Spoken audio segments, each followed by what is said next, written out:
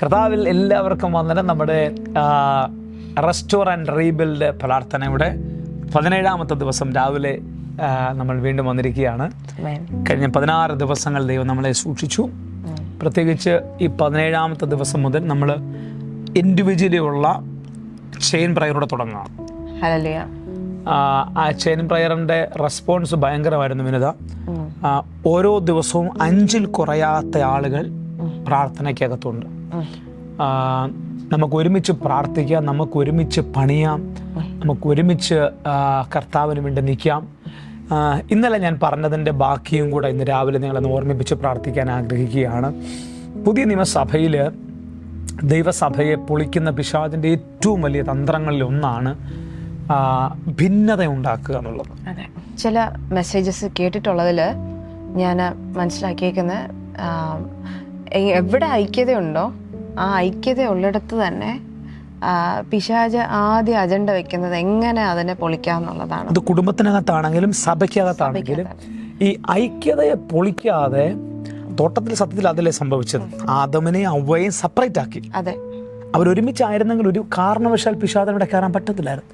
ഒരുമിച്ചായിരുന്നെങ്കിൽ ദൈവത്തിന്റെ ഗ്ലോറിയിലാണ് പിന്നെ മുഴുവൻ മനുഷ്യകുലവും നീങ്ങുന്നത്. ഈ ഒരു കാര്യമാണ് ഏത് ഡിവിഷന്റെ മുഖത്ത് പിശാച് പേടിക്കുന്നത്. ഡിവിഷൻ എന്ന് പറയുന്നത് പിശാചിന്റെ പദ്ധതിയാണ്. യൂണിറ്റി എന്ന് പറയുന്നത് ദൈവരാജ്യത്തിന്റെ പദ്ധതിയാണ്. കൊരിന്ത്യ സഭ ആ തലമുറയിലെ ഏറ്റവും പ്രധാനപ്പെട്ട ഒരു സഭയായിരുന്നു കൊരിന്ത്യ സഭ എന്ന് പറയുന്നത്. നമുക്ക് അസൂയ തോന്നുന്നത് പോലെയുള്ളൊരു സഭയായിരുന്നു. മനസ്സിലായല്ലേ? അസൂയ തോന്നുന്ന പോലെയുള്ള സഭയായിരുന്നു കൊരിന്ത്യ സഭ എന്ന് പറയുന്നത്. അത്രയും കൃപാവരങ്ങളാൽ ജ്വലിച്ചു നിൽക്കുന്ന ഒരു സമ്പന്നമായ സഭ. പക്ഷേ ആ കൊരിന്ത്യ സഭയുടെ ആ മൂവ് ഒത്തിരി നാളെ നീണ്ടു നിന്നില്ല. പക്ഷെ അന്ത്യോക്യ സഭയുടെ മൂവ് AD 300 വരെയും അന്ത്യോക്യ സഭയുടെ മൂവ് ഉണ്ടായിരുന്നു. അവിടെയും പക്ഷെ ഇന്നാരാണ് പാസ്റ്റർ എന്ന് പറഞ്ഞൊരു ലേബല് എങ്ങും കണ്ടിട്ടില്ലല്ലോ. അന്ത്യോക്യ സഭയുടെ പ്രത്യേകത പാസ്റ്റർ ഇല്ലാത്ത സഭയാണ്, പാസ്റ്ററുടെ പേരില്ലാത്ത സഭയാണ്. അതെ, അന്ത്യോക്യ സഭയിലെ പ്രവാചകന്റെ പേര് എഴുതിയിട്ടുണ്ട്, ഉപദേഷ്ടാവിന്റെ പേര് എഴുതിയിട്ടുണ്ട്, പക്ഷെ പാസ്റ്റർ ആയിരുന്നില്ല. അത് ആ പ്രവാചകന്മാർ ഉപദേഷ്ടാക്കന്മാരെ അവര് ആ കാലാകാലങ്ങളിൽ പരിശുദ്ധാത്മാവ് പറഞ്ഞ് എഴുന്നേൽപ്പിച്ചു, അല്ലെ പ്രാർത്ഥിച്ച് നിയോഗിച്ചു. അവരെ വളർത്താൻ ഒരു പാസ്റ്ററും അവിടെ ഉണ്ടായിരുന്നു. ഈ ഒരു എഴുന്നേക്കുന്ന പ്രവാചകനെയോ എഴുന്നേക്കുന്ന ഉപദേഷ്ടാവിനെയോ നനയ്ക്കാതെ ദൈവത്തിനെ വളർത്താൻ പറ്റത്തില്ല. നമ്മൾ ആരെങ്കിലും എന്നെ നനയ്ക്കണം, മനഃപൂർവ്വമായിട്ട് നനച്ചെങ്കിൽ മാത്രമേ. എന്തുകൊണ്ടാണ് നമ്മുടെ സഭകൾക്കകത്ത് പുതിയ തലമുറ എഴുന്നേക്കാത്തെന്നറിയാവോ? ദൈവം എഴുന്നേൽപ്പിക്കാൻ ആഗ്രഹിക്കുന്നവനെ നനയ്ക്കുന്നത് പോലെ അഭിനയിക്കും, പക്ഷെ നനയ്ക്കത്തില്ല. മനസ്സിലാവുന്നുണ്ടോ? ഈ വെള്ളം ഒഴിക്കുന്ന പോലെ അഭിനയിക്കും. ഞാൻ ഈ കഴിഞ്ഞ ദിവസം ഒരു രസകരമായ ഈ ഫയർ എന്ന് പറയുന്ന ഒരു സംഭവത്തോടുള്ള ബന്ധത്തിൽ എന്നോട് ദൈവം ഇടപെട്ടൊരു കാര്യമുണ്ട്. ഒരു ദൈവദാസൻ ശുശ്രൂഷിക്കുകയാണ്. ശുശ്രൂഷിക്കുന്ന സമയത്ത് ഞാനൊരു കാഴ്ച കാണുകയാണ്. അദ്ദേഹം ശുശ്രൂഷിക്കുന്ന സമയത്ത് അദ്ദേഹം ചായ വെച്ചിട്ടുണ്ട്, ചായ ഇടാൻ ശ്രമിക്കുകയാണ്. വെള്ളം വെച്ചു, തേയിലയിട്ടു, പഞ്ചസാര ഇട്ടു, പാലൊഴിച്ചു, സ്റ്റൗവിൻ്റെ മേളിൽ വെച്ചിട്ട് ഫയർ ഫയർ എന്ന് പറയുക. കുറെ നേരം കൊണ്ട് ഫയർ എന്ന്, പക്ഷെ താഴെ തീയില്ലാതെ ഫയർ എന്ന് പറഞ്ഞുകൊണ്ടിരിക്കുക. അപ്പൊ ഞാനിങ്ങനെ ഇദ്ദേഹം ശുശ്രൂഷിക്കുമ്പോൾ കാണുന്ന കാഴ്ച ഇതെല്ലാം ചെയ്തിട്ട് ഫയർ എന്ന് പറയുന്നെങ്കിൽ ഉള്ളിൽ ഫയർ ഇല്ലാത്തതുകൊണ്ട് ഈ സാധനം തിളയ്ക്കുന്നില്ല. മനസ്സിലാവുന്നുണ്ടോ? നമ്മുടെ അകത്തൊരു തീ ഉണ്ടെങ്കിൽ മാത്രമേ അതിനകത്ത് മറ്റുള്ളവരിലേക്ക് കത്തിക്കാൻ പറ്റത്തുള്ളൂ. എന്ന് പറഞ്ഞ പോലെയാണ് ഒരാളെ ജനിപ്പിക്കുക, ഒരാളെ വളർത്തുക എന്ന് പറയുന്നത് ഒരു റിവൈവൽ കൾച്ചറാണ്, കിങ്ഡം കൾച്ചറാണ്. നമ്മളെക്കാൾ ശക്തരായ ഒരാളെ എഴുന്നേൽപ്പിക്കുക എന്നുള്ളത്. ഒരു പ്രൊഫറ്റിക്കൽ അനോയിൻറ്റിങ് ഉള്ള ഒരാൾക്ക് ഒരു പ്രൊഫറ്റിക്കൽ ജനറേഷൻ എഴുന്നേൽപ്പിക്കാൻ പറ്റും. ഒരു അപ്പോസ്റ്റോലിക് അനോയിൻറ്റിങ് ഉള്ള ഒരാൾക്ക് ഒരു അപ്പോസ്റ്റോൽ ജനറേഷൻ എഴുന്നേൽപ്പിക്കാൻ പറ്റും.